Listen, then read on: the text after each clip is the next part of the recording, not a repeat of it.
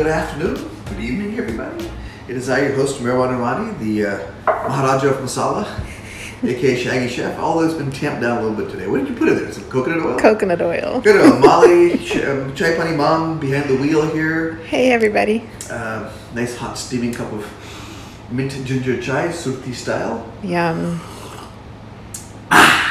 Yes, delicious. It's actually really good today. All right, folks. Welcome to today's episode, and today we're going to be making another street food favorite, the potato croquette, also known as the Aloo Tikki. Now, the Aloo Tikki, I haven't quite looked up its etymology and where the origin of this dish is, but I do know that growing up in Maharashtra when I was a kid, you didn't really get Aloo Tikki. It was only in North India when I went to Dehradun to visit my mom's family there, where I'd usually have Aloo Tikkis. But since then, you find Aloo Tikkis everywhere. They seem to have traveled all the way up and down India. But at its essence, it's a lightly spiced, very sort of fragrant, fresh potato croquette. And we're going to show you how to make one today. Alrighty. So let's see, what are the ingredients? I'm going to give you the list of necessary ingredients and then optional ingredients. So necessary ingredients. Well, if you're going to make potato croquettes, you got to start with the potato. So I got 4 potatoes this size, medium size, and I just use yellow potatoes like Bliss or Yukon Golds or, just do on a normal spud.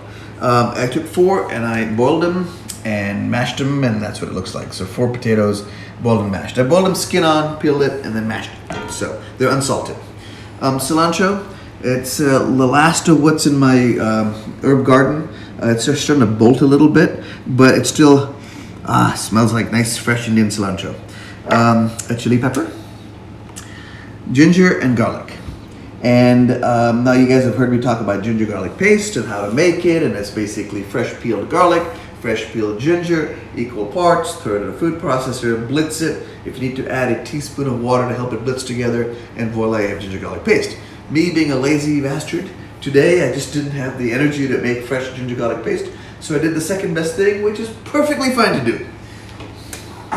I found a jar of minced ginger, and it's actually really, really good. It's by the ginger people. It's those people that make those ginger juice. Those. Yeah, those ginger juice is amazing. And when I looked at it, I'm usually very dubious of like any kind of like already processed or prepped ginger, but the ingredients are organic ginger and rice vinegar and a little bit of citric acid. And we've talked before about using vinegar to preserve, and it just looked and smelled beautiful. So have it in my fridge as a backup, in case for lazy days. For lazy days. And the other lazy thing I did was I just had a tub of already peeled garlic that I bought at the grocery store. Yes, it's always better to just freshly peel your own garlic, but for the love of God, if you're going to be blitzing it and then cooking the living daylights out of it, it's okay to shortcut a little bit by getting some already peeled garlic. I just ran that through a garlic press, and voila, ginger garlic paste. Let me actually get that little stir it up together. And I probably got about a tablespoon of ginger and a tablespoon of garlic, about equal amounts. I don't know if you're going to use all of it or not. We will decide as we get ready to the cooking process. Okay, then next is Kashmiri chili powder, or just chili powder, cayenne. But as you guys know me, I love me some Kashmiri chili powder, my favorite chili powder in the world. So we're going to use that. And what do we call it? Oh, sorry, mustard seeds. Let's swap that out. Black mustard seeds, brown mustard seeds, turmeric, and salt, namak. Optional ingredients, lime. Not really optional, but if you don't have a lime around the house, the dish is going to be just fine. It's just there for a little acidity. Optional ingredients: Chaat Masala, curry leaves, fresh or dried, and hing. And you guys have heard me talk about hing. Smells like fart, gets rid of farts. It's the asafoetida powder, and that's what that is. So let me get actually going first, and we'll describe what's going on. And you guys, if you any watched any of my videos, pretty much everything over here has been described ad nauseum as to what it is and why I use it and why it's optional and why it's not. If you have any questions, hit me in the comments, and I'll let you know what's going on. Okay. Tell them one more time what you're making. Aloo Tikki. I don't know if it's posted it's like or not. It's a little potato croquette. It's a little hockey puck size. Oh, thank you. Somebody chimed in to answer their question. Potato croquette. All right, so let's get going. What's the first thing we're going to do? We're going to go ahead and get some oil in the pan. I got about a 1/4 cup of vegetable oil. I'm using safflower oil. And you guys are probably used to the idea that everything I do, 1/4 cup oil. And we're making, this is actually something new that we haven't really done a lot of before. We're making a tarka. And a tarka is essentially spices, bloomed and cooked in oil, and then the whole oil and spices mixture is going to get poured into the potatoes and season the potatoes. And then we're going to mix it all together and form little croquettes. So it's called a tarka, which is such a fun word to say, Tarka. My friend Chidi, who's from Punjab, she calls it a chunk, which is also a fantastic word to say. Never heard chunk that. It. We're going to chunk it today. And then my other friend Vish, who's from Gujarat, likes to call it a vagar, which, you know, I mean, vagars can't be choosers, so it's just Vagar's imagination that he thinks is funny. I'll stop now. Oh, please. Oh, thank boy. you. Right. Please and thank you. So we're going to get the mustard seeds going in the oil. I'm going to use about a teaspoon. Where's my mustard seeds? Over there. We're going to use about a teaspoon of mustard seeds and get them popping. And you guys have heard me from previous videos talk about make sure the oil is hot because you want the mustard seeds to pop. What happens when the mustard seeds pop in the oil? Well, when the seeds start to pop, and don't come and knock it, but what really happens, what you're trying to do is flavor the oil with the mustard seed. And when it pops, it releases its flavor and fragrance into the oil. If you don't allow it to pop, then you just got little lifeless lumps of brown bits in your oil that probably taste bitter. And the curry leaf also flavors the oil. It's less that we're trying to eat the leaf and get the flavor of the leaf in every bite. It's more like the smell from the leaf is what's going to also flavor the oil. So that's what we're doing. We're making this tarka. Oh, well, honey, I'm almost out of mustard seeds. But fear not. Spicewalla has a refill program. Oh, look at that. We did not stage this at all. You did it? No way. It's Spicewalla, so when your tin is low. Hold it still. Okay, sorry. People can't follow you because you're moving too fast. Okay. When your tin Brown is low, mustard seed. When your tin is low, you can go to spicewalla.com and you can repurpose your tin and just order yourself some spices in a bag. They're cheaper, they're compostable, they're eco-friendly, the shipping is nothing, and you refill your little tin with, look at that, look at it! You're very excited that all of those fit in the tin. I'm so excited. I mean, it looks like it's more than a fit, but it fit perfectly, and boom. And you've got a repurposed tin. I mean, talk about, just talk about it. I mean, that's why I love these tins, is they're multi-purpose. Okay, I think my oil's hot. Oil's hot. I've got about a very level, a shallow teaspoon of mustard seeds. We don't want to overkill it with mustards. See the popping? You see the wiggling? See that? That's popping. Okay, so I know some people call it a tarka, some people call it a this, some people call it that. Molly calls it a hot mess. Yes. My curry leaves are going to go there. And then next, my ginger garlic paste. And I'm going to put a healthy, actually, you put the whole thing in there. I'm getting out of the line of fire. Yeah. Got a little hot. You got a little hot. That is one hot mess. They're just dancing and flying all over the place. Oh, So if you wanted to avoid this mess, if you want to avoid this mess, you should be doing this. or you could have turned it down a little bit. Yeah, I have the thing hot for so long, but to avoid the mess, these screens are perfect. Yes, thank you. Too little, too late. Whoever's recommending the cover, I'm sorry I don't know your first name. There we go. That Yeah, cover would have made good it. idea. All right. Hey, That's wait, good. before The pan you- got a little hot, but we're all good now. Okay, before you go on to the next thing, tell Yes. everybody where they can find the recipe, the people that are having a hard time following your speed. People can find the recipe at spicewallabrand.com or spicewalla.com. Both websites work, both URLs work. It's there under our recipe. You can just go to the link that says recipes, tips, and it will be there. It usually takes us about 24 to 48 hours to get the recipe up online. And once it's online, you can follow along. No problem. If you can't follow this situation, you can follow along. It's a situation, believe me, but All it right. smells really good. All The right. situation smells good. Situation smells good. Okay, so we went a little crazy with the mustard seeds. You know what it probably was, honey? I think the universe decided I had too many mustard seeds in there. So they it had got to rid of fly about out. 50% of them. And now what's left with is perfect. The ratio you want? Ratio I want. So that's in, we'll turn down below. Let's get that out of the way. No, what had happened was, it's a cast iron pan. I turned it on. It was sitting waiting hot. It just got a little too hot. But hey, no harm, no foul. Other than the cleanup, which Shaipawani and Mom knows I will do. What goes in next? Let's put our green chilies in. Let's get my fancy Canadian knife. I'm gonna give it a little roll. What I wanna do is loosen up the seeds on the inside, and then those seeds will pop out. Well, theoretically, they'll pop out from the inside. Yep, I don't think there's many seeds in there. All right, then let's just go straight into dicing this bad boy.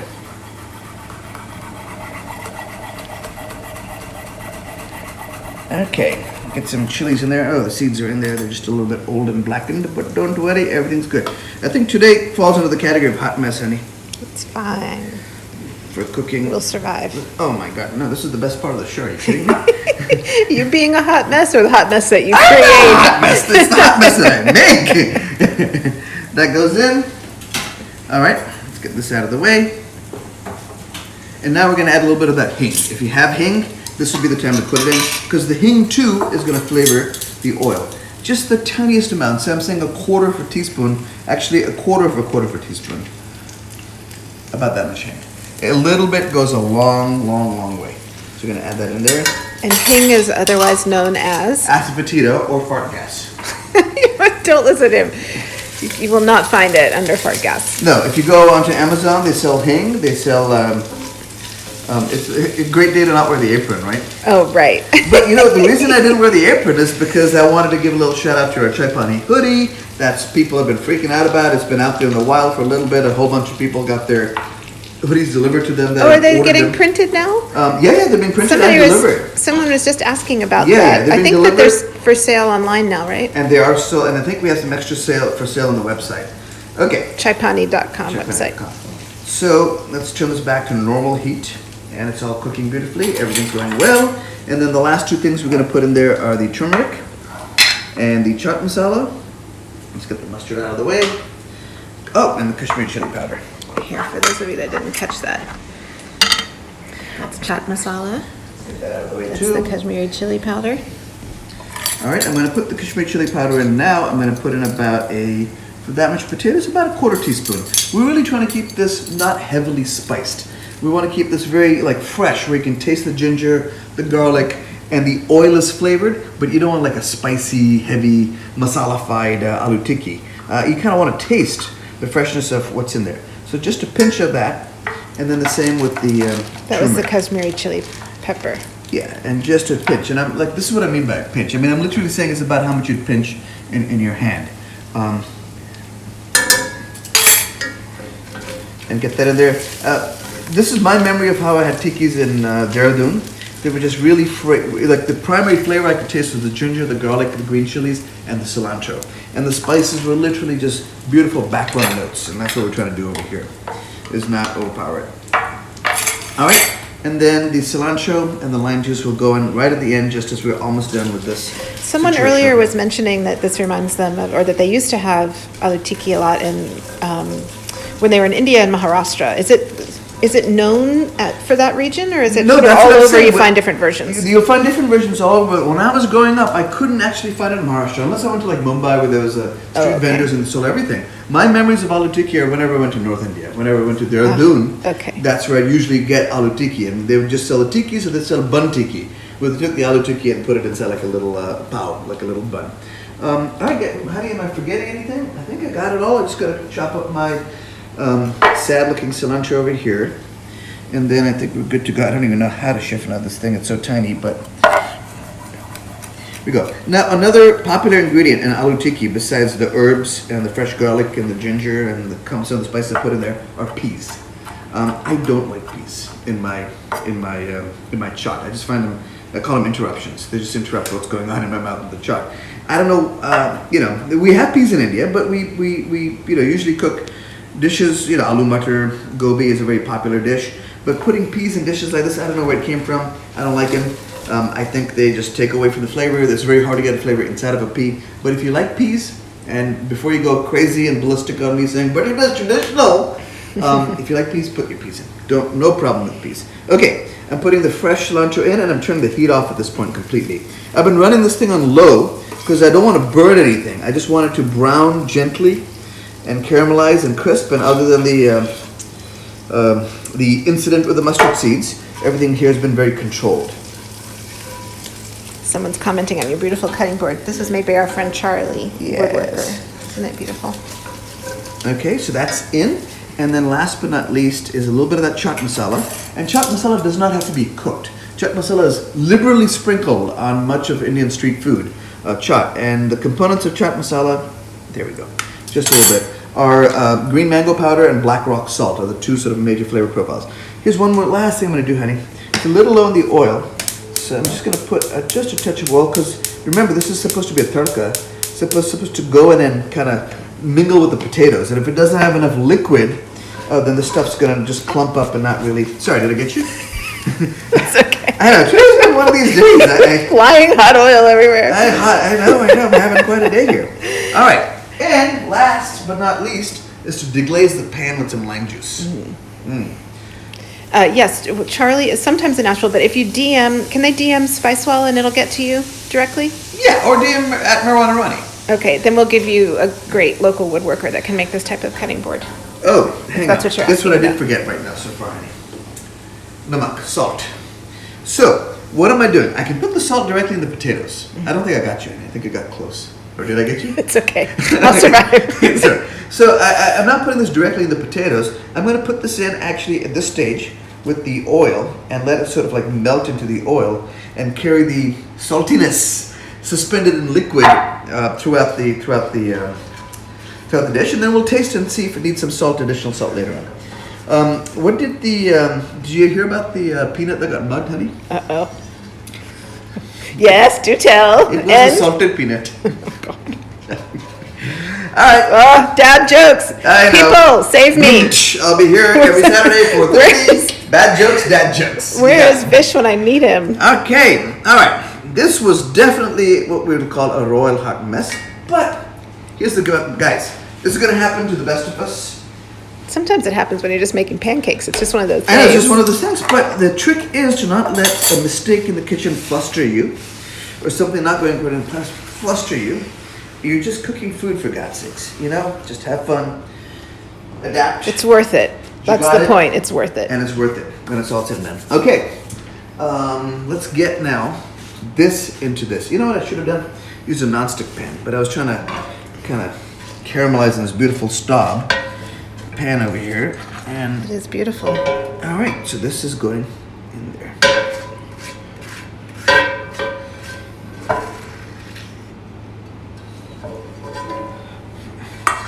And you want to get all that goodness in there. At Chai Pani, we do this just in a regular saucepan with a handle so that it's easy to just... Not so heavy. And not so heavy and easy to drip it in over here, but you gotta use what you have at. Okay, and I'm trying to get every last bit of that oil in there because there's so much flavor in that oil that's gonna essentially flavor the tikki. I think somebody commented one time in my DM that they lost it when the last time I was talking about the essence of mustard in the oil. All right. So I was wondering the same thing. Someone asked why not just put the potatoes into the tarka. You could certainly do that, but I mean, usually at Chai Pani we've got a massive amount of potatoes, and it's easier to pour the hot oil. The potatoes are less, so into it's just your potatoes habit. And then the potatoes into the pan. Like in this case, I could have, but I basically also don't want to cook. If I put the potatoes in the hot pan, the potatoes sort of crisp and cook a little bit, and I don't want that happening yet. That's in round 2. Gotcha. And right now we just got this thing. I'm going to put a little bit more lime juice in here to help deglaze this pan. Give it a little bit more of a shaky to get the rest of this up. Are you using that same pan to make the tikkis? I could, and actually I think I will. That's exactly what I'm going to do. Good call. We're going to use the same pan for the tikkis. Oh, you were just kind of cleaning it out to get all the extra Exactly. oil. I'm cleaning it out to get all that crispy bits that got stuck to it.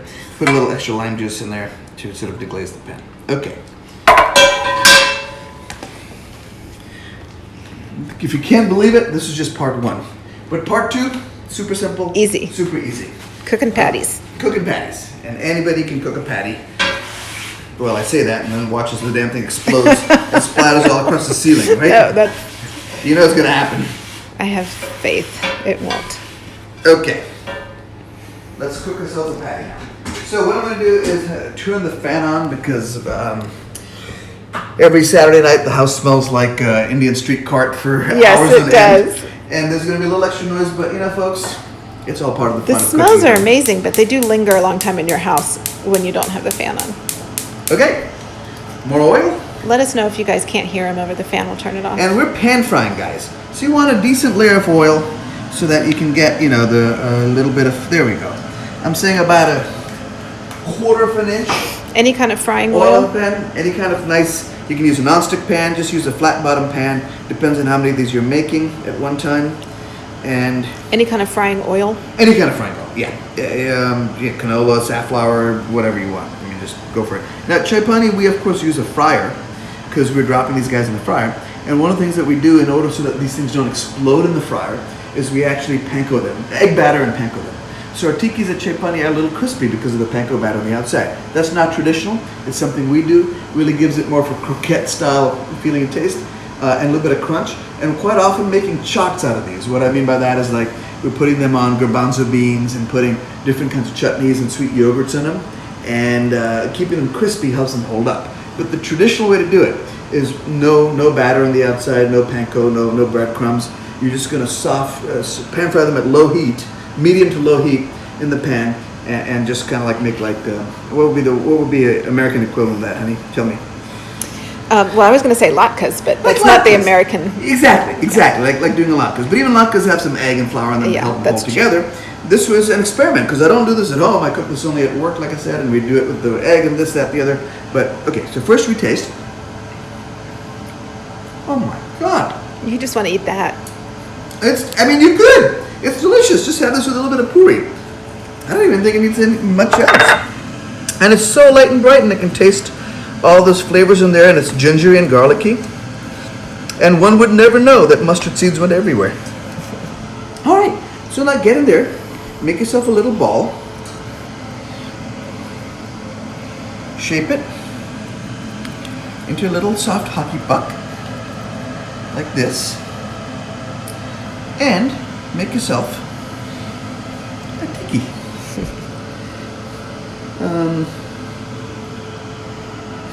That's my way of telling if it's hot enough. What are you doing? I'm waving my hand over to see how much heat is radiating off the oil. I mean, I'm doing this because it's like I've been doing this my whole life, so I can tell if the oil's hot enough or not. I can feel the surface heat coming off the oil, and I think this one's almost ready to go. Let me put a little guy over here if it starts to sizzle.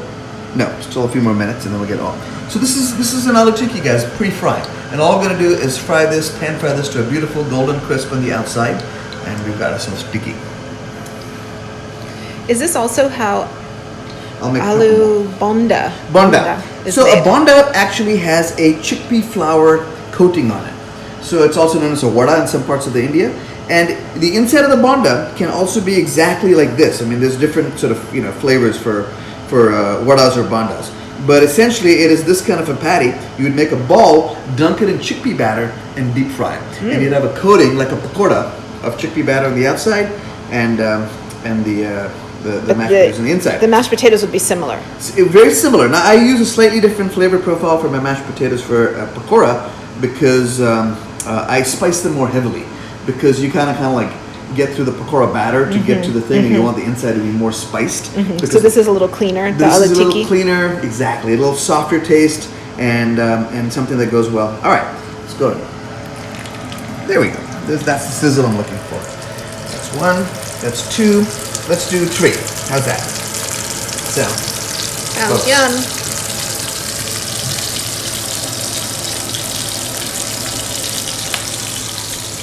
And it's a fully cooked potato, so really all we're doing is just making it crispy golden brown on the outside, and it'll stay soft and mushy on the inside. So, let's make four. You've got Keep it space even. there. Yeah. You got space. Yes. And this is on medium? This is on, I have it on high, but I'm going to turn it down to medium in about a second. I mean, here's the thing, guys. You got to learn to get comfortable working with your pan and knowing what it is. You got an aluminum bottom pan, it's going to get scorching hot a lot faster, but also cool a lot faster. You got a heavy cast iron pan, it's going to take a lot longer to heat up the oil, but it retains heat longer. So once it gets hot, it stays really hot. And that's why, cast iron is so wonderful for cooking, for browning, crisping, searing, if you will. And so I've been, flipping back and forth between different types of pans, and the mistake I made when we went into the whole debacle with the mustard seeds was not moderating my temperature because I was too busy talking about myself as the Maharaja of Masala.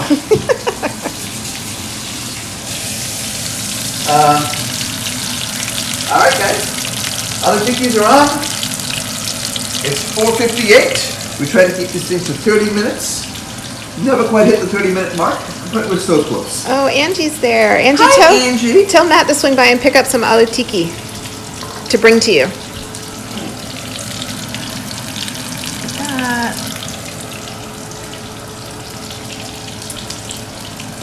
And yeah, we'll flip these, and this is, and so back in India, my childhood memory again of Aloo Tikki, I mean, childhood means I must have been doing it there since I was 5, and I went all the way through till I was 20, would be going, to the market, usually the vegetable market, buying, sabji for the house for the afternoon or evening, and then stopping by one of the street vendors and either having a bonda or a samosa or quite often an aloo tikki. And what the street vendors will have are these really wide, very shallow pans known as tawas with oil in the middle, and they pan fry these tikkis in the middle, and once they're done, they slide them out to the edge of the pan, with a large round sort of pan, and keep them there so that they stay warm on the edges, but away from obviously cooking in the heat. And my visual memory of this is again like these rings of tikkis around these pans with one's cooking in the middle. And when you order one, you slide one over to the middle, kind of give it a little extra crisp and flip in the oil, and then serve the tikki. All right, let's see. I should have used a nonstick. This is sticking a little bit. You know why it's sticking? Because I didn't quite clean the pan out from all the other ginger garlic paste and everything at the bottom. But hey. We got some kind of glare. Can you guys see this? Let's see. Let me get closer. Oh, yeah. Today was definitely wrong pan choice day. But you guys get the general You're still going to taste gist of what's going on amazing. over here. If this was a nonstick pan, this would have gone just so much smoother and easier and better than this. Or just if I had a clean pan without all that crud on the bottom. But we're getting it. It'll taste delicious. It'll be amazing. It doesn't matter how it looks. It matters how it tastes. And you're just trying to get a sort of a golden crisp on the I'm just trying outside to of get a golden this, right? crisp. Kind of like this one right here? Kind of like this one over there. Exactly. Yeah. Kind of like, I mean, you almost want the same kind of crispiness you would have it on a latke, but keeping the inside still, soft and mushy and pliable. So, only advice, folks, would be to actually start, when you start the frying process, start with a clean pan. Non-stick is better, and they'll crisp better and then slide right off without sticking to the bottom like these guys did. Can you bake a tiki? Yeah, sure. If you didn't want to fry it, you could bake a tiki, but it's already fully cooked. So really, I So mean, you wouldn't get that same crispiness. you wouldn't get the crispiness on the outside. I mean, unless you really broiled the living daylights out of it and put a little oil on the top. But if you're trying to, I mean, here's what I'm saying, guys. If you like the flavor, but you don't want to fry them because you're trying to stay away from the oil, then the mash that I made is delicious by itself. Eat it as sort of like a real soft, gentle, spiced ginger garlic potato. Angie has a fun fact question, which I'm Yes. hoping she's going to, on the sidelines, research. How Yes. many cultures eat potato pancakes? Ah, I mean, it's such a good question. Think about how many versions of different fried potatoes or potato pancakes. Look it up, Angie. Give us a fun fact. okay. So true. It's comfort food, fried All right, potatoes. guys. This isn't the most prettiest, sexiest aloo tikki I've ever made. Today we had a equipment malfunction. But you get the general idea. Oh my God, some street vendor right now is probably laughing his ass off watching me. Yeah. He's like, you need the, what are they called? The really big pans? That, Hey, this would have this here. If I'd used this guy, if I had used straight up this clean pan, none of this would have happened. And it's not the pan's fault. It's just my fault for not moderating. Deglazing it enough. Yeah. I'm just blaming my tools right now because I can't. Okay. Let's forget that. Let's focus on this. Angie loves that you're having a messy cooking night. You're making us all very hungry. All right. There it is. One not so pretty, but absolutely freaking delicious aloo tikki. What would you eat this with? Onions, cilantro, tomato ketchup, Maggi ketchup, tamarind chutney, green chutney, sweet yogurt, endless combinations. Eat it by itself, stick it in a bun. It's a great little snack to serve guests. Once you fry them off, and if you do it well and they actually hold their shape, you can store them in the fridge when they're cold, and then pop a few out and throw them in the toaster oven, and that'd be a great time to sort of put them in the oven is to reheat them back up. But I'm gonna get a spoon and try this. And when you serve this at Chaipani, it usually comes on chole Yes, comes on a chickpea stew called chole. And it comes with the chutneys. Comes with the chutneys and everything on it. But it's really quite delicious by itself. Like on the street, quite often, you'll be just given a tiki on a small little, like a leaf or a newspaper, and it should taste fantastic by itself. You shouldn't need anything if it's done well. Oh, Angie, 100% Meherwan is scrubbing that pan. Angie wants to make sure you're planning and cleaning up. He's not listening to us because he's infatuated with the tiki. It's funny, sometimes, you know, it's like David Chang's Ugly Delicious Show. Well, hey, this is what he's talking about. It's ugly, I'll admit myself, but my God, it's delicious. Here's the only thing it needs. Only thing it needs is a little pinch of that chaat masala to give that little certain funky zing, and just a little squeeze of lime juice. All right, guys, thank you for watching. This one probably won't make the Instagrams. For beauty. He'll make a pretty version. For looks, but I'll make a pretty version later.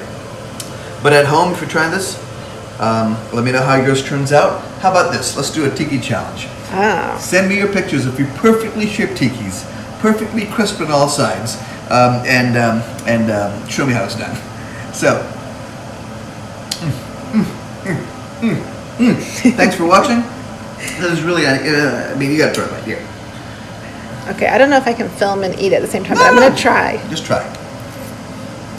Oh, yum. Isn't that yum? Oh, you guys got to try making this. I know. It's so just good. So simple and so good and so easy. Good. Such comfort food. We all need comfort food right now, right? Thank you for watching. Join me again next Saturday at 4:30. If everything goes according to plan, I should be there. I'll come up with some more dad jokes, dad jokes, and I'll come up with a dish that looks so beautiful it'll make the cover of Food Wine magazine. Oh, God. All right, thanks everybody. Thank you, Chai Pani Mom. See y'all next time. Tag me at Meherwan Irani if you try this, and I'd love to see what you did. Till next time, bye. Bye, everybody.